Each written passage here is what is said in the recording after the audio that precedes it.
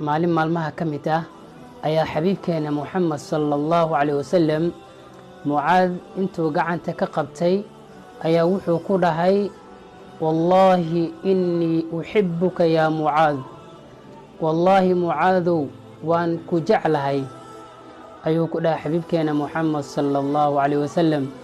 Mucaadow waan ku jeclahay, salaad kasta gadaasheedii ha ka tagin ducadani dhegeyso.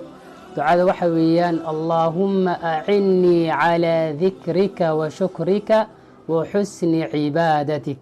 Allahu akbar.